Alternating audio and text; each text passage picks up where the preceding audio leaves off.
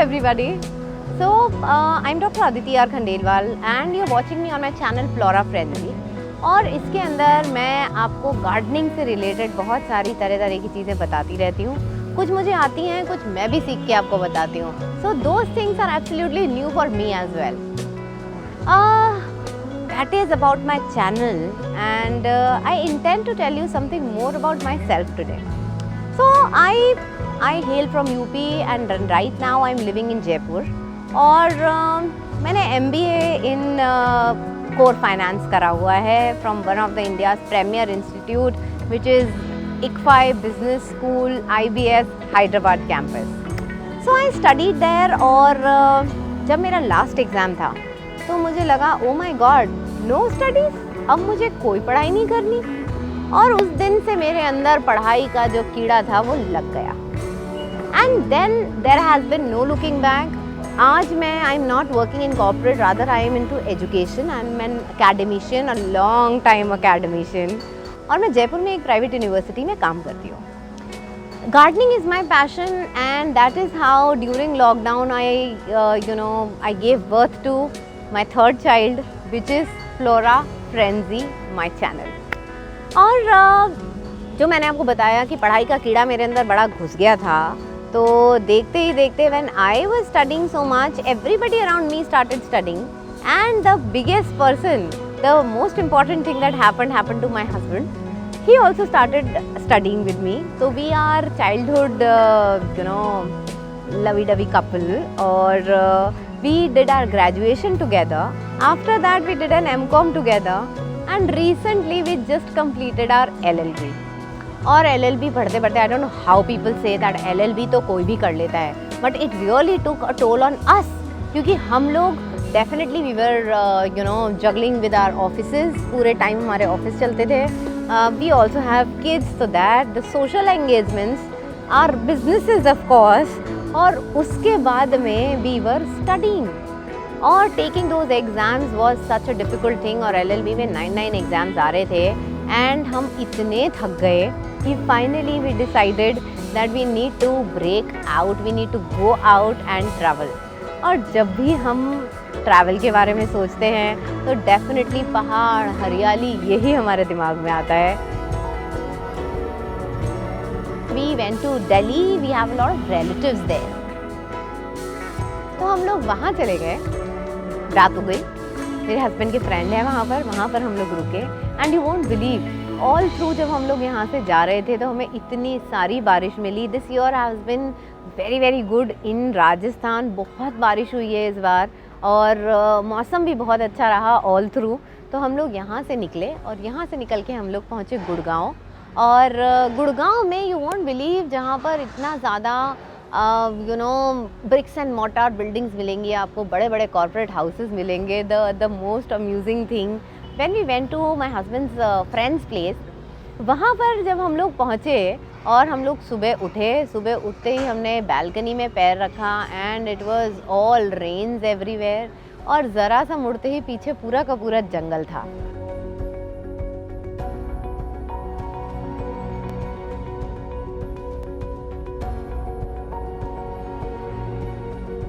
तो वहाँ पर हम लोग निकले.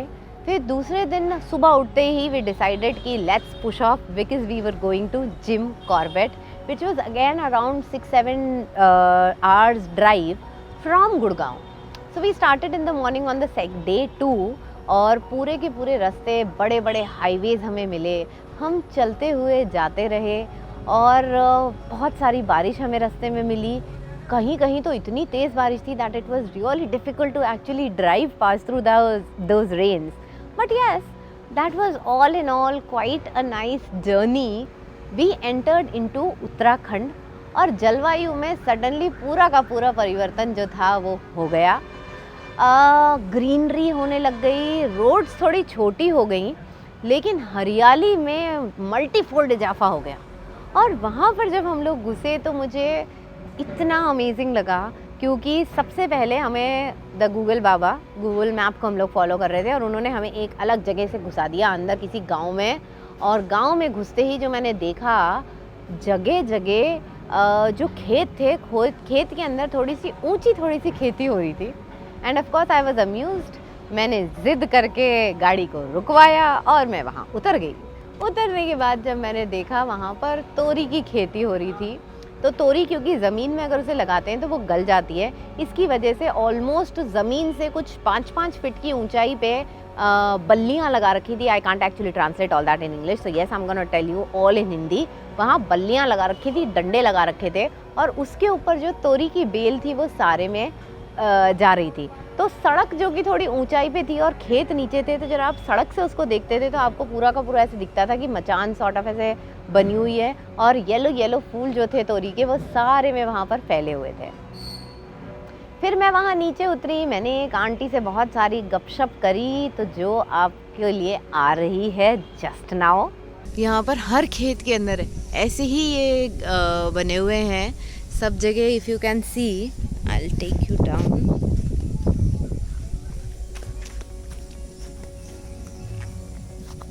नीचे से ऐसा बना हुआ है, डंडे लगा लगा करके और बढ़िया सी रोज़ बना बना करके, और तोरी की खेती यहाँ पर चल रही है और तोरियाँ यहाँ ऐसे लटक रही हैं।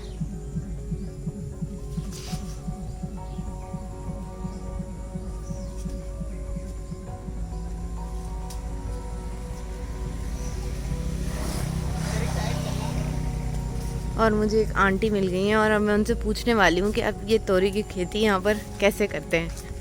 आंटी ये कौन सी जगह है? गाँवड़ी है, तो गाँव तो बिरजी घाट पे रह रहा है। बिरजी घाट यूपी में कहीं पर हम हैं and we are on our way. Birji Ghat में we are on our way to Jim Corbett. और यहाँ पर सारी जगह सब खेतों में तोरी की खेती हो रही है। हाँ, तोरी की इस टाइम तोरी, करेला, भिंडी। अच्छा, और तोरी को आप लोग ऐसे लगाते हैं? हाँ। कितनी उग जाती होगी? कितने महीने कब बोई थी आपने ये? ये बेटा 6 महीने चला है। 6 महीने ये तोरी की खेती यहाँ पर करते हैं आप लोग? हाँ। अच्छा, और क्या पैदावार हो जाती होगी? तोरी एक और बस यही होती है, गेहूँ। अच्छा, गेहूँ बोते हैं। और ये आप क्या कर रहे हो एग्जैक्टली? पत्ते काट रहे हैं इनको। सूखे पत्ते या कोई से भी? हरे पत्ते? हाँ, सब काटते हैं इनको। तो हरे पत्ते काट दोगे तो उससे क्या होगा कि तोरी ज्यादा बढ़ेगी? रवा गलता ना, फिर हवा लगती रहेगी तो रवा चलता रहेगा। अच्छा, सो दैट्स समथिंग न्यू। तो क्योंकि यहाँ पर ऐसे इसको बंद सा कर रखा है, इस वजह से हरे हरे पत्ते जो हैं वो सारे के सारे आंटी काटती जा रही हैं, जैसे कि इसमें हवा आती रहे ऊपर से, तो जो बेल है वो चलती रहेगी। Now that's something new. अच्छा रवा लगेगा फिर।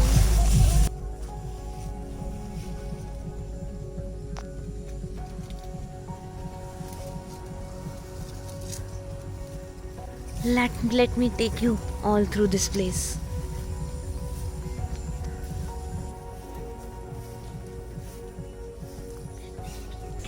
ये तोरी का फूल,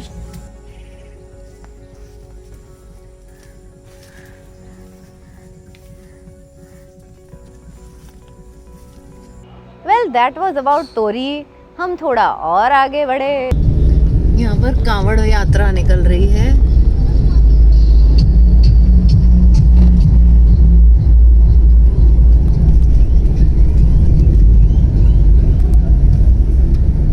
और पूरा रास्ता, पूरा हाईवे उसके लिए ब्लॉक कर रखा है।